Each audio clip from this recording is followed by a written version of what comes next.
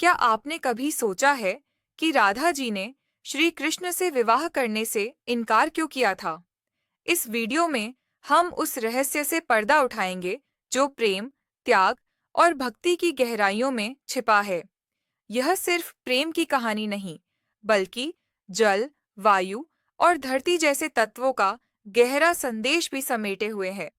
जानिए कैसे राधा कृष्ण का अनोखा संबंध हमें सिखाता है सच्चे प्रेम और भक्ति का अर्थ। इस अद्भुत रहस्य को जानने के लिए वीडियो को अंत तक जरूर देखें और अपने विचार कमेंट में साझा करें। बरसाने की धरती पर उस दिन चांदनी कुछ अलग ही थी, जैसे आकाश भी अपने सारे सितारों को उतारकर मुरलीधर और उनकी प्रिय राधा के चरणों में बिछाना चाहता हो। वृंदावन की गलियों में मयूर पंख लहराते थे, ग्वालबालों की हंसी गूंजती थी और गोकुल की बांसुरियां मधुर स्वर छेड़ती थीं। लेकिन उस रात एक अनकहा बोझ राधा के हृदय पर था। उनके नेत्रों में अनगिनत प्रश्न थे और होठों पर एक ऐसा मौन जिसे केवल कृष्ण ही पढ़ सकते थे। कृष्ण जानते थे कि यह प्रेम केवल सांसारिक नहीं, बल्कि आत्मा और परमात्मा का मिलन है। लेकिन राधा के मन में एक संघर्ष था। क्या यह मिलन विवाह के बंधन में भी होना चाहिए? क्या प्रेम को रिश्तों की परिभाषा में बांधा जा सकता है?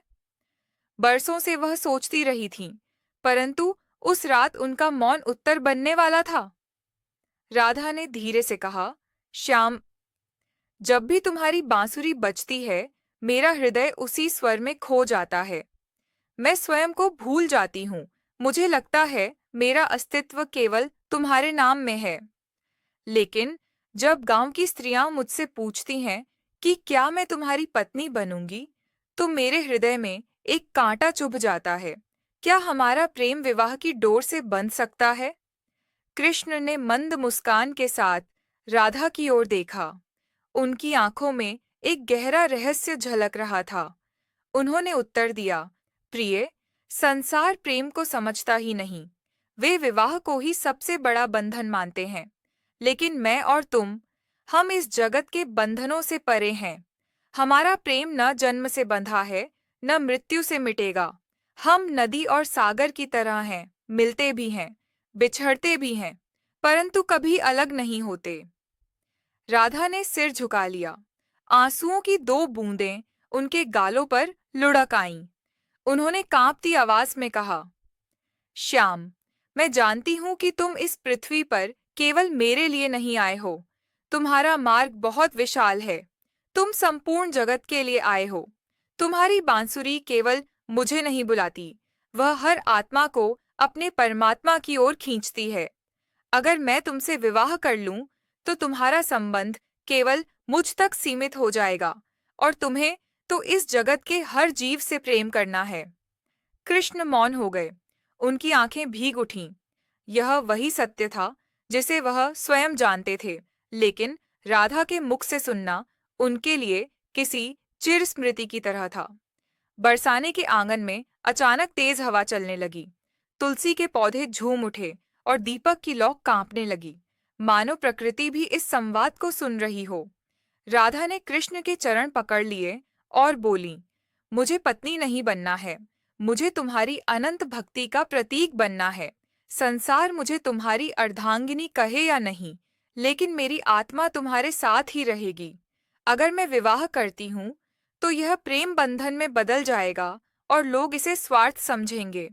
लेकिन अगर मैं केवल प्रेम करती हूँ, तो यह भक्ति कहलाएगी। मैं तुम्हारी भक्ति बनना चाहती हूँ, श्याम, न कि तुम्हारी दामिनी। कृष्ण की आंखों से भी आंसू बह निकले। उन्होंने राधा को उठाया और उनके सिर पर हाथ रख दिया।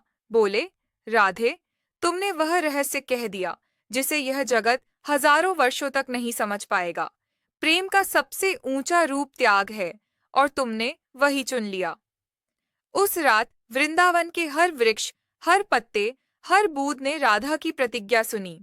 पेड़ों पर बैठे पंछी मौन हो गए, यमुना की लहरें ठहर गईं और गगन के तारों ने भी झुककर प्रणाम किया।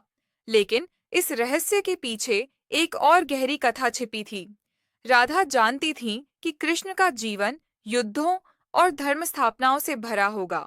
वह जानते थे कि आगे चलकर उन्हें दुष्ट कंस का वध करना होगा, महाभारत की भूमि पर अर्जुन का सारथी बनना होगा और धर्म की रक्षा हेतु अनगिनत त्याग करने होंगे। राधा कृष्ण से विवाह करके उन्हें संसार के एक सामान्य गृहस्थ के रूप में बांधना नहीं चाहती थीं। वह बोली, श्याम, तुम्हें इस संसार में नायक बनकर आना है। अगर मैं तुम्हारी पत्नी बन गई तो लोग तुम्हें केवल मेरा पति कहेंगे, लेकिन अगर मैं तुम्हारी प्रेयसी बनी रहूंगी तो लोग तुम्हें परमात्मा मानेंगे। मैं चाहती हूँ कि जगत तुम्हें ईश्वर के रूप में देखे, न कि केवल पति के रूप में। कृष्ण ने धीरे से कहा, राधे, क्या तुम्हें पता है, यह त्याग तुम्हें इस सृष्टि की सबसे महान स्त्री बना देगा। तुम्हारा नाम हर युग में मेरे नाम के साथ लिया जाएगा। जहाँ जहाँ लोग कृष्ण कहेंगे, वहाँ राधा अपने आप जुड़ जाएगी। भले ही हमने विवाह न किया हो, लेकिन हमारा प्रेम ही विवाह से बड़ा प्रमाण बन जाएगा। और सचमुच ऐसा ही हुआ। राधा और कृष्ण का नाम आज भी एक साथ लिया जाता है, जैसे आत्मा और परमात्मा का। उस पल चांदनी और उज्ज्वल हो उठी। आकाश में अप्सराएं पुष्पवृष्टि करने लगीं। यह कोई साधारण निर्णय नहीं था, यह प्रेम को भक्ति में रूपांतरित करने वाला निर्णय था। लेकिन राधा का यह त्याग केवल व्यक्तिगत नहीं था, वह एक संदेश था कि प्रेम केवल पाने का नाम नहीं है, बल्कि छोड़ देने का साहस भी है। यह त्याग ही सच्चे प्रेम की पहचान है। वृंदावन की गलियों में जब अगली सुबह सूरज की किरणें बिखरीं, तो लोगों ने राधा को मंदिर की ओर जाते देखा। उनके कदम धीमे थे, पर आंखों में असीम प्रकाश था। उन्होंने यमुना तट पर खड़े होकर कहा, हे यमुना मैया, आज से मेरा जीवन केवल कृष्ण के नाम को जपने में बीतेगा। मेरा तन चाहे यहाँ रह जाए, पर मेरी आत्मा हमेशा श्याम की होगी। और उसी क्षण से राधा केवल प्रेमिका नहीं रहीं, वह भक्ति का प्रतीक बन गईं। राधा और कृष्ण के बीच वह रात्रि का संवाद मानो सृष्टि का शाश्वत सत्य बन गया था। राधा ने त्याग का जो निर्णय लिया था, उसने वृंदावन की हर गली में प्रेम का नया अर्थ गढ़ दिया। अब लोग प्रेम को पाने की लालसा के रूप में नहीं, बल्कि छोड़ देने की ताकत के रूप में भी समझने लगे। परंतु यह त्याग केवल राधा के हृदय की पीड़ा नहीं थी, यह कृष्ण के जीवन का सबसे बड़ा सहारा भी था। जब कृष्ण ने राधा की आंखों में त्याग का तेज देखा, तो उन्हें यह अनुभूति हुई कि अब वे संसार के हर युद्ध का सामना कर सकते हैं, क्योंकि उनके पीछे राधा की निःस्वार्थ शक्ति है। वृंदावन की गलियों में जीवन सामान्य गति से चलने लगा। ग्वाल बाल फिर से खेलों में रम गए, बांसुरियां फिर से मधुर स्वर छेड़ने लगीं, और यमुना के तट पर राधा कृष्ण की रासलीलाएं होने लगीं। लेकिन अब उन लीलाओं में एक गहरी अनुभूति जुड़ गई थी। हर गोपी जब रास में कृष्ण को अपने पास देखती, तो उसे लगता मानो उसके हृदय में कोई दिव्य आभा भर रही हो। और जब भी राधा रास में प्रवेश करती, तो सारी गोपियां स्वतः पीछे हट जातीं, क्योंकि वे जानती थीं कि राधा ही कृष्ण की आत्मा है। फिर भी राधा का हृदय कभी-कभी डगमगाता था। जब वह देखती कि लोग उन्हें बार बार यही प्रश्न करते हैं कि विवाह कब होगा, तो उनके भीतर एक पीड़ा उठती। लेकिन अगले ही क्षण वे स्मरण करतीं, मैंने कृष्ण को संसार से बांधने के लिए प्रेम नहीं किया, मेरा प्रेम उन्हें मुक्त करने के लिए है। एक दिन राधा यमुना तट पर बैठी थीं, उनकी आंखें बंद थीं और वे ध्यानमग्न थीं। तभी यमुना से एक धीमी ध्वनि उठी, जैसे स्वयं नदी उनसे बात कर रही हो। यमुना मैया ने कहा, वत्से, तू चिंता क्यों करती है? तू इस जगत की वह शक्ति है जो प्रेम को त्याग में बदल देती है। तेरे त्याग से ही कृष्ण अपने धर्म का पालन कर पाएंगे। अगर तूने विवाह किया होता, तो इतिहास तुझे केवल पत्नी के रूप में याद करता, लेकिन अब इतिहास तुझे भक्ति की देवी के रूप में स्मरण करेगा। राधा की आंखें भर आईं। उन्होंने हाथ जोड़कर यमुना को प्रणाम किया और कहा, मैया, यदि यह सत्य है तो मुझे इस पीड़ा को सहने की शक्ति दो। मेरा हृदय हर क्षण श्याम की ओर दौड़ता है, परंतु मेरी आत्मा चाहती है कि वे इस संसार को धर्म का मार्ग दिखाए। मैं उनकी राह का अवरोध नहीं बनना चाहती।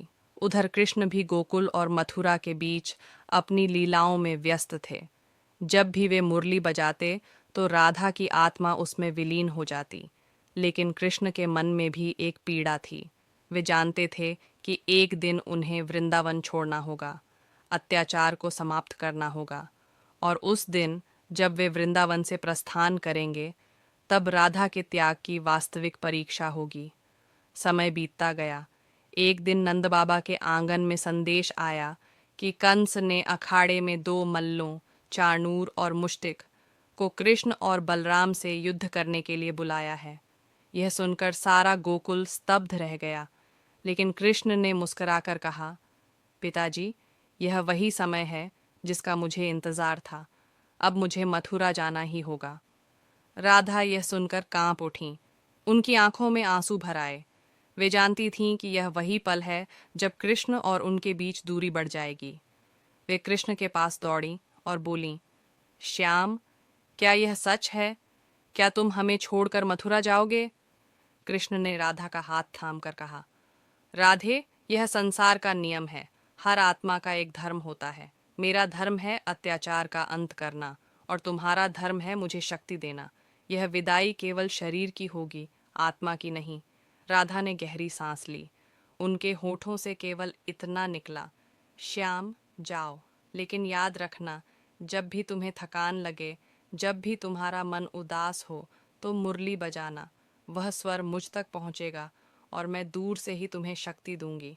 कृष्ण ने राधा को निहारते हुए कहा, राधे, अगर यह जन्म मेरा है तो वह तुम्हारा है। अगर मेरी सांसें हैं तो वह तुम्हारे नाम से बंधी हैं। चाहे मैं मथुरा जाऊं या द्वारका, तुम सदा मेरे साथ रहोगी। कोई विवाह, कोई बंधन, कोई दूरी हमारे प्रेम को नहीं बदल सकती। वह दिन आया जब कृष्ण और बलराम ने रथ में बैठकर वृंदावन छोड़ा। गोकुल की गलियां सूनी हो गईं। ग्वाल बाल रोते हुए दौड़ते रहे। गोपियां बिलख बिलख कर गिर पड़ीं, और राधा, वह यमुना तट पर खड़ी थीं।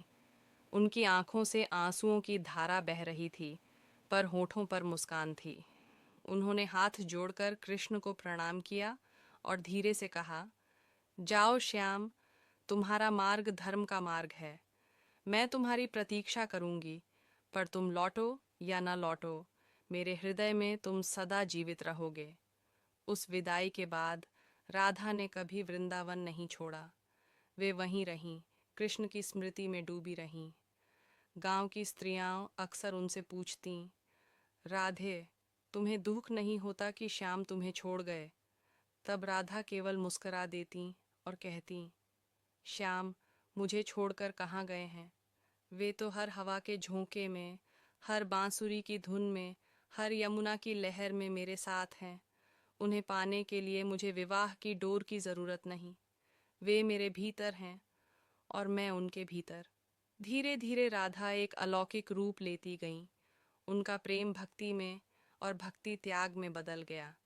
वृंदावन के साधु संत उन्हें देवी के रूप में पूजने लगे।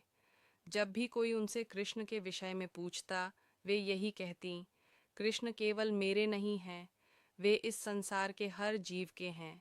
मैं उन्हें बांध नहीं सकती, केवल भज सकती हूँ। कृष्ण मथुरा में युद्ध जीतकर कंस का वध कर चुके थे, लेकिन उनके मन में राधा की स्मृति आज भी जीवित थी। हर रात जब वे शयन करते तो उनकी आंखों में वृंदावन की गलियां तैर जातीं, राधा की मुस्कान झलक जाती। वे मुरली उठाते और बजाते, और कहते हैं उस मुरली की धुन बरसाने तक पहुंचती थी। राधा रात को अचानक उठ जाती और महसूस करती कि श्याम ने उन्हें पुकारा है। यही था वह अलौकिक संबंध जो विवाह से भी परे था। वृंदावन की गलियां अब शांत हो चुकी थीं। कृष्ण और बलराम का रथ मथुरा की ओर बढ़ चुका था। हर मोड़ पर वृंदावन की गलियां, पेड़ और यमुना की लहरें उनकी स्मृति में बसी थीं। राधा का हृदय भारी था, लेकिन उन्होंने यह समझ लिया था कि यह पृथ्वी का नियम है। कर्म और धर्म के मार्ग पर प्रत्येक जीव को अपने पथ पर चलना पड़ता है। राधा ने दिन रात ध्यान और भक्ति में समय बिताया। उनका जीवन अब केवल कृष्ण के नाम और उनके प्रेम के प्रतीक में डूबा हुआ था।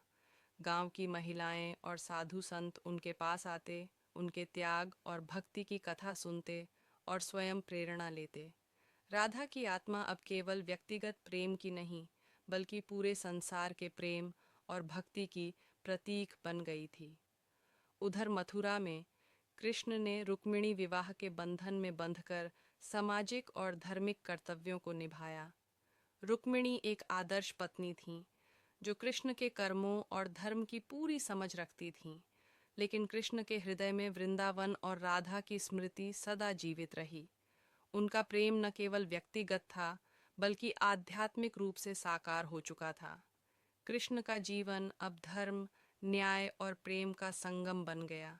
हर युद्ध में, हर निर्णय में राधा की शिक्षा और त्याग की याद उनके साथ थी। उन्होंने जाना कि प्रेम केवल पाने का नाम नहीं, बल्कि त्याग और भक्ति में बदल जाने पर ही अमर बनता है। राधा ने भी अपने त्याग का सबसे बड़ा प्रमाण दिया। उन्होंने वृंदावन में एक ध्यानशाला बनाई, जहां गांव के बच्चे और साधु शिक्षा और भक्ति सीखते। राधा अपनी सारी ऊर्जा और समय केवल प्रेम और भक्ति के प्रसार में लगाती। उनका चेहरा हमेशा मुस्कान और शांति से भरा रहता। उनके दृष्टिकोण और त्याग की वजह से वृंदावन एक अलौकिक और दिव्य स्थान बन गया। समय बीतता गया और कृष्ण का नाम दूर दूर तक फैल गया। द्वारका में उनका राज्य एक आदर्श राज्य बन चुका था, जहां धर्म, न्याय और प्रेम का शासन था। लेकिन हर वर्ष राधा की स्मृति में कृष्ण वृंदावन आते। वे यमुना के किनारे राधा की आत्मा से संवाद करते, उनकी भक्ति और त्याग की अनुभूति करते। एक दिन राधा ने अपने अंतिम क्षणों का निर्णय लिया। उन्होंने गांव के लोगों को इकट्ठा किया और कहा, मेरे प्रिय बच्चों और साधु संतों, जीवन में प्रेम केवल पाने का नाम नहीं है। प्रेम का सबसे बड़ा रूप त्याग है। अगर तुम किसी को सच्चे हृदय से चाहते हो, तो उसे मुक्त करो। केवल तभी वह प्रेम और भक्ति अमर बनती है। मेरा जीवन अब केवल कृष्ण और उनके प्रेम की भक्ति में बीतेगा। जब मैं पृथ्वी छोड़ूंगी, तब मेरा शरीर समाप्त हो जाएगा, लेकिन आत्मा सदा कृष्ण के साथ रहेगी। राधा ने ध्यान में बैठकर अंतिम सांस ली। उनका शरीर ठंडा पड़ा, लेकिन उनके हृदय में कृष्ण का प्रेम और भक्ति का प्रकाश सदा जीवित रहा। वृंदावन की यमुना तट पर पत्तों की सरसराहट, बांसुरी की धुन और पंछियों की गीतों में राधा की आत्मा कृष्ण के साथ विलीन हो गई। कृष्ण भी जब द्वारका लौटे, तो उन्हें राधा का त्याग और भक्ति का संदेश मिला। उन्होंने कहा, राधे, तुम्हारे बिना यह संसार अधूरा है। तुम्हारा त्याग मेरे लिए केवल प्रेरणा नहीं, बल्कि शक्ति है। तुमने मुझे व्यक्तिगत सुख से ऊपर उठकर सच्चे प्रेम और भक्ति का पाठ पढ़ाया। तुमने यह सिखाया कि प्रेम केवल पाने का नाम नहीं, बल्कि छोड़ देने और भक्ति में बदलने का नाम है। यही था राधा और कृष्ण का रहस्यपूर्ण प्रेम। विवाह से परे, व्यक्तिगत संबंधों से ऊपर और समय और दूरी से परे। उनका प्रेम अब इतिहास बन गया, न केवल प्रेमियों के लिए, बल्कि हर उस व्यक्ति के लिए जो त्याग, भक्ति और सच्चे प्रेम का अर्थ समझना चाहता है। वृंदावन की गलियों में आज भी लोग राधा कृष्ण के प्रेम और त्याग की कहानियाँ सुनाते हैं। हर साल बरसाने में मुरली की धुन, यमुना का जल और राधा की भक्ति की यादें गूंजती हैं। यह केवल एक कहानी नहीं, बल्कि जीवन जीने का मार्गदर्शन है।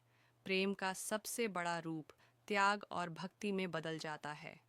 और अंत में, यदि आप चाहते हैं कि ऐसी अनकही और रहस्यमयी कहानियों का आनंद लेते रहें और हर बार दिव्य कथाओं के रहस्यों से रूबरू हों, तो जुड़े रहिए हमारे स्टोरी वाले यात्रा चैनल से और सब्सक्राइब करें। हर कहानी आपके जीवन में प्रेम, भक्ति और प्रेरणा की नई रोशनी लेकर आएगी।